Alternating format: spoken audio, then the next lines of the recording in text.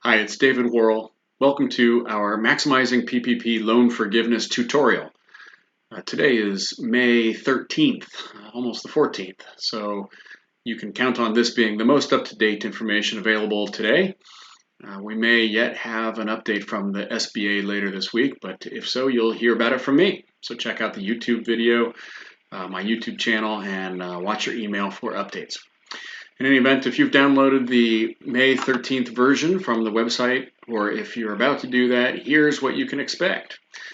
This is the Maximizing Loan Forgiveness Calculator available on our website, fusecfo.com. And we're going to go through it in 5 steps. So part number 1 through part number 5, they're going to be short and simple. Ready? Let's jump in. So part number 1 is to just know exactly what you're getting into here. And I think the most important thing is to recall what your total loan amount is and how you got there. So you might remember that you were qualified for 2.5 times your average monthly payroll, 2.5 times your average monthly payroll during calendar 2019 or the 12 months prior to your application.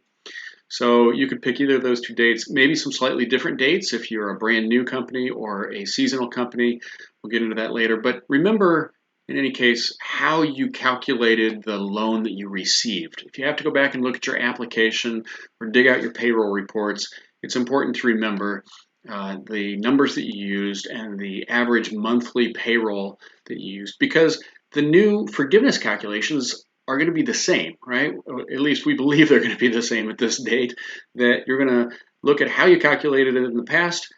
You're going to use the same formulas to calculate it now, and those 2 things are going to tell you how much forgiveness you'll get. Okay, so there's one big rule in the PPP forgiveness, and that is the 75-25 rule. I'm sure you've heard about this by now. 75% of the forgiveness that you get must be spent on payroll. The other 25% could be spent on rent, utilities, or mortgage interest.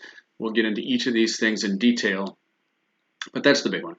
So there's really only 4 questions you want to ask yourself during this process. Are you spending enough on qualified expenses? That's the 25-75 rule. Are you employing enough people? That's what we call the FTE rule. Are you paying your people enough? That's the wage calculation rule. And finally, if you aren't able to answer yes to all of those things, then can you fix the results by June 30th or by the end of your 8-week period? So it's just that simple. If you've got the Excel sheet by now, you can see each of those questions is broken down on its own tab within the Excel sheet across the bottom. And finally, a 5th tab with my email address and a very complete blog post on how to answer any further questions. Okay, that's the end of part 1. Jump into part 2 and we'll start calculating this.